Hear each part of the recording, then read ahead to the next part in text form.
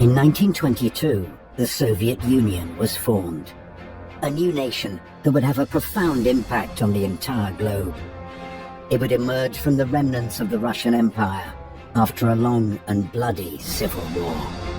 रूस या Russian federation पूर्वी यूरोप और उत्तरी एशिया में एक देश है। ये दुनिया का सबसे बड़ा देश है जो 11 समय टाइम जोन में फैला हुआ है और 14 देशों के साथ अपनी इंटरनेशनल बॉर्डर को साझा करता है। 14 करोड़ से अधिक आबादी के साथ रूस यूरोप का सबसे अधिक आबादी वाला देश और दुनिया का 9वां सबसे अधिक आबादी वाला देश है। ये ज़्यादा शहरीकृत देश है जिसके 16 शहरी क्षेत्रों में 10 लाख से अधिक निवासी हैं। यूरोप का सबसे अधिक आबादी वाला महानगरीय क्षेत्र मॉस्को जो रूस की राजधानी है और सबसे बड़ी सिटी भी है, जबकि सेंट पीटर्सबर्ग इसका दूसरा सबसे बड़ा शहर है और एक प्रमुख कल्चरल सेंटर है। इसका जो सबसे बड़ा शहर है वो मॉस्को है। इसकी आधिकारिक भाषा राष्ट्रीय भाषा रूसी है यानी कि रशियन और मान्यता प्राप्त यानी कि 35 क्षेत्रीय यानी कि लोकल लैंग्वेज है। इसके अंदर जातीय समूह में बात करें तो 71% रूसी है, 3.2% तातार है, 1.1% बस्कीर है, 1.1% चेचन है और 11.3% इज अदर्स कम्युनिटी है और 11.6% जिनकी कोई जानकारी नहीं दी गई है और वो रहते हैं रूस में। धर्म की बात करें तो 63% ईसाई है, 61% पूर्वी ऑर्थोडॉक्स हैं, 2% अदर ईसाई हैं और 23% लोग किसी भी धर्म को नहीं मानते हैं और 8% इस्लाम है और 2% अदर रिलीजन्स के लोग रहते हैं।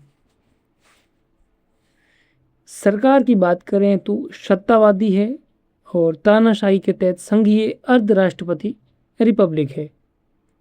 इनके प्रेसिडेंट व्लादिमीर पुतिन है, प्राइम मिनिस्टर मिखाइल मिशुस्टिन है और इनका विधानमंडल है वो संघीय सभा है, ऊपरी सदन संघ परिषद है और निचला सदन राज्य डूमा है।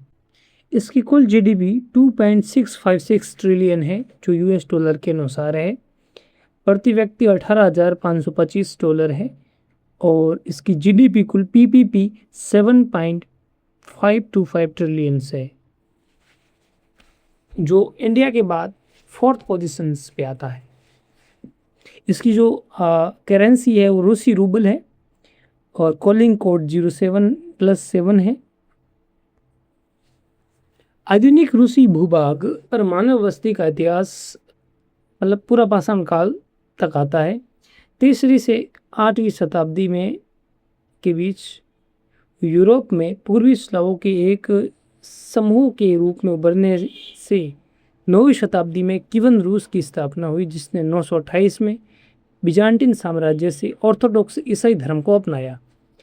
इसके विघटन के बाद मध्यकालीन मॉस्को की महान रियासत ने रूसी भूभागों के एकीकरण का नेतृत्व किया जिसके परिणाम स्वरूप 1547 में रूसी एम्पायर का गठन हुआ।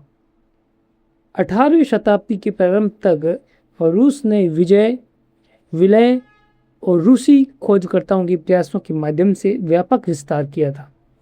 इसे 1721 में रूसी एम्पायर घोषित किया गया जो इतिहास का तीसरा सबसे बिगेस्ट एम्पायर बन गया। 1917 की रूसी क्रांति के कारण रूसी राजशाही का उन्मूलन हुआ और रूसी SFSR यानी कि पूर्व समाजवादी सोवियत संघ का निर्माण हुआ जो पहला समाजवादी राज्य था। रूसी गृह युद्ध के बाद 1922 में नव स्थापित सोवियत संघ का सबसे बड़ा और प्रमुख घटक बन गया। 1930 के दशक में तीव्र औद्योगिकीकरण के बीच जोसेफ स्टालिन के शासनकाल में लाखों लोग मारे गए थे। सोवियत संघ ने पूर्वी मोर्चे पर बड़े पैमाने पर अभियान चलाकर सेकेंड वर्ल्ड वॉर में मित्र देशों के लिए निर्णायक भूमिका निभाई। कोल्ड वॉर के दौरान ये एक महाशक्ति के रूप में उभरा और वैचारिक वर्चस्व के लिए संयुक्त राज्य अमेरिका के साथ कंपटीशन की।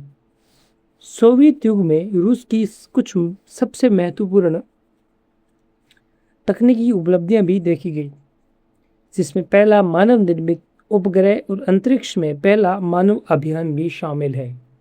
1991 में सोवियत संघ के विघटन के बाद रूसी संघ के रूप में रूसी SFSR अस्तित्व में आया। 1993 में संवैधानिक संकट के बाद एक नया संविधान अपनाया गया, जिसे अर्ध राष्ट्रपति प्रणाली की स्थापना की। सदी के प्रारंभ से रूस की राजनीतिक व्यवस्था पर व्लादिमीर पुतिन का वर्चस्व रहा है, जिनके नेतृत्व में इसने लोकतांत्रिक पतन का अनुभव किया है और एक सत्तावादी शासन में परिवर्तित हो गया है। रूस कई संघर्षों में सैन्य रूप से शामिल रहा है, जिसमें 2008 में जॉर्जिया के साथ युद्ध और 2014 से यूक्रेन के साथ युद्ध शामिल है।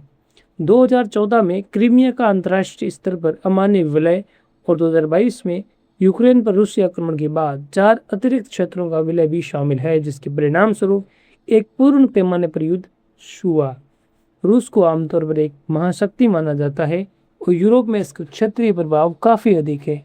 इसके पास परमाणु हथियारों का बड़ा भंडार है और सैन्य खर्च के मामले में ये विश्व में तीसरे स्थान पर आता है।